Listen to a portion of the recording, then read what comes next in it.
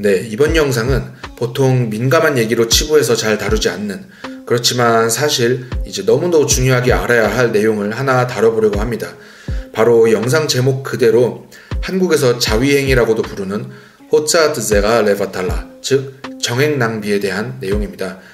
참고로 이름에서부터 이미 느낄 수 있겠지만 이 내용은 특별히 남자의 행위에 대한 것을 다루는 내용이라는 점을 참고해 주시면 되겠습니다. 한국에서 같은 내용에 대해 성교육으로서 다루는 내용들을 보면 보통 자위를 몇 번까지 해도 괜찮을까, 또는 자위는 건강에 좋다, 안 좋다 등의 주제 등을 이제 주로 다루고 있는 것을 볼 수 있습니다. 그렇다면 토라에서는 그에 대한 내용을 다루지 않는다는 걸까요? 사실 혹자는 토라에 그에 대한 얘기가 다뤄지지 않는다고 얘기하지만 이제 그것이 어떠한 의미인지 알 수 있는 분명한 내용을 토라는 가지고 있습니다. 그런데 한 가지 여기서 분명히 짚고 넘어갈 점은 이것이 단지 자위행위만의 이야기인가 하는 것입니다.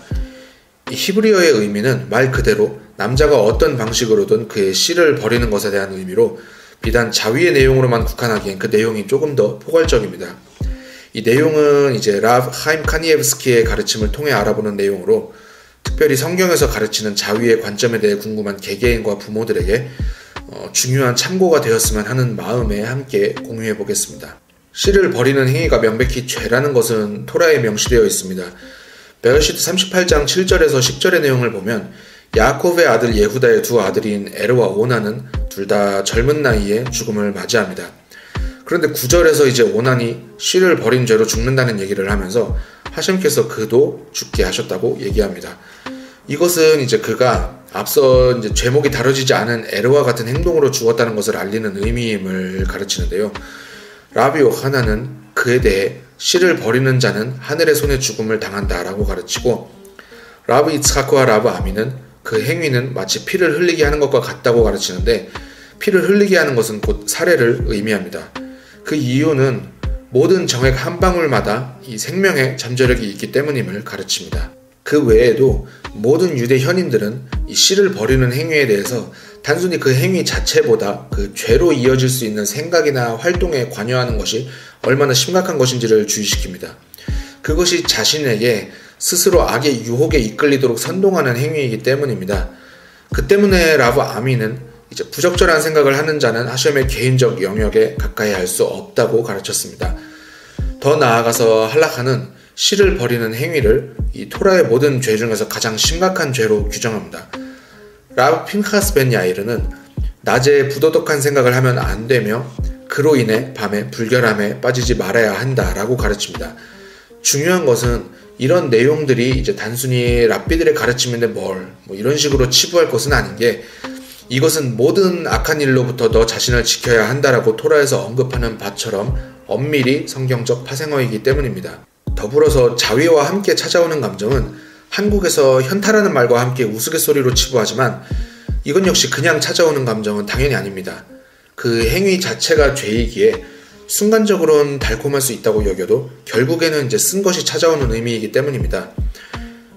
그럼에도 이제 우울감과 만족스럽지 못한 감정을 느끼는 사람은 오히려 스스로를 개선할 가능성이 여전히 남아있는 것으로 여겨질 수 있습니다만, 씨를 버리는 행위는 자기 자신이 표면적으로 느끼지 못해도 내면에서 그의 진정한 행복감을 빼앗아가는 행위입니다. 라쉬는 눈은 바라보고 마음은 원하며 몸은 죄를 짓는다 라고 가르칩니다. 눈이 사람의 마음에 이 정욕과 욕망을 들어가게 하는 주요 통로이기 때문입니다.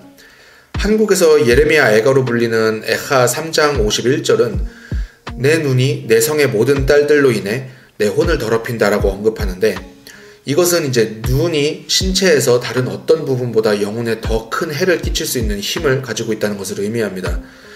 신체의 각 부분이 저지르는 모든 죄는 눈에서 시작된 것의 결과입니다. 사람의 눈은 주변 환경이 그의 마음과 생각으로 들어오게 하는 이제 입구입니다. 부적절한 생각과 행동으로부터 자신을 보호하려면 눈을 지키고 거룩하게 유지하는 것이 중요합니다. 그러면 여기서 질문이 하나 나옵니다. 우리는 보통 영혼을 거룩하고 순수한 것으로 인식하는데 이제 눈에 대해서도 같은 질문을 할 수 있을까요? 그에 대한 대답은 아무리 그 사람이 비관적이어도 그렇다는 것이 이제 사실입니다. 윌라가오는 그에 대해서 시각이 영혼에 미치는 위대한 힘에 대해 이 청각과 비교하는 글을 썼습니다. 눈은 단 한 번의 눈짓만으로도 이제 그 영혼이 무언가를 듣는 것보다 훨씬 더 많은 것을 흡수해냅니다. 듣는 것은 종종 잊혀지지만 보는 것은 쉽게 잊혀지지 않는다는 것으로도 우리는 그걸 알 수 있습니다. 우리는 우리가 보는 것을 의심의 여지가 없이 명확한 것으로 인식하는 경우가 많지만 듣는 것은 이제 분명 그것과는 차이가 있습니다. 대표적인 예로 사랑과 증오 같은 인간의 감정은 듣는 것보다 이 보는 것에 훨씬 더 많은 영향을 받는 예가 있습니다.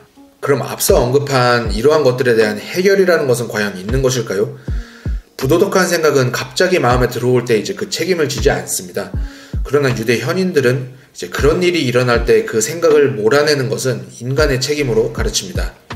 그리고 그에 대한 가장 이상적인 대처는 거룩한 것에 대한 생각, 특히 이제 토라에 대한 생각으로 대체하는 것입니다. 그런데 한 가지 중요한 건 이 영상의 내용이 금욕을 주장하는 것이 아니라는 걸 분명히 알아두셔야 합니다. 왜냐하면 여기서 얘기하는 모든 성의 가치는 아내와의 올바른 관계에서만이 이 유일하게 행복을 가져다주고 세상을 유지시킬 명령을 이어나갈 수 있기 때문입니다. 우리 자신은 생각보다 엄청난 영적인 힘들을 지니고 있습니다. 우리가 눈과 생각을 통제하는 데 성공할 때마다 우리를 불결하게 하는 힘을 약화시키고 그렇게 하지 못할 때마다 이제 악이 자신에게 영향을 발휘할 힘을 더해줍니다. 레이시 라키시는 여기서 사람이 단순히 눈을 사용해 부적절한 광경을 응시하는 것만으로도 간통한 자로 언급합니다. 이것은 모든 부도덕한 죄가 항상 눈에서 시작이 되기 때문인데, 그래서 이제 부적절한 광경을 보기 전에 그러한 죄를 피하라는 권고가 그것을 본 후에 피해야 하는 것보다 훨씬 더 쉬움을 가르칩니다. 이에 대한 흥미로운 예가 이제 토라에 녹아 있는데, 바로 악인 빌람조차도 하셴의 임재가 이스라엘에 있는 이유가 이스라엘이 지파별로 장막을 치고 있던 것을 보았다는 구절에서였습니다. 이것이 무슨 상관일까요? 탈무드에 의하면 이것은 그들이 서로의 장막 입구가 마주보지 않게 배치했다는 것을 본 것을 의미함을 설명합니다. 미드라슈는 거기에 이어서 다음과 같이 자세히 설명하고 있습니다. 이집트에서 유대인들은 우상을 숭배했지만 성적인 죄는 짓지 않았다. 그들은 이집트에 있을 때 각자가 자기의 장소에 겸손하게 머물렀다. 르우벤 지파는 시몬 지파의 아내를 쳐다보지 않았고 시몬 지파는 르우벤 지파의 아내를 쳐다보지 않았다. 그들이 광야에서 60만 명이 되었을 때에도 그들은 겸손했으며 그들의 문들이 서로 마주보지 않도록 했다. 영상에서도 언급했듯 우리는 현재 다양한 성교육 자료들과 함께함에도 불구하고 현실에서는 뭔가 부끄러움에 이제 그 교육들조차 다루지 못하는 그런 이중성 가운데 살고 있습니다. 그런 의미에서 이번 영상의 내용은 그것들을 뛰어넘는 남성 개개인의 본질을 꼭 한번 명확하게 짚어보고 싶던 내용이었고, 마침 이제 좋은 가르침을 통해서 정리할 수 있게 되었습니다. 영상 시청해주셔서 감사합니다.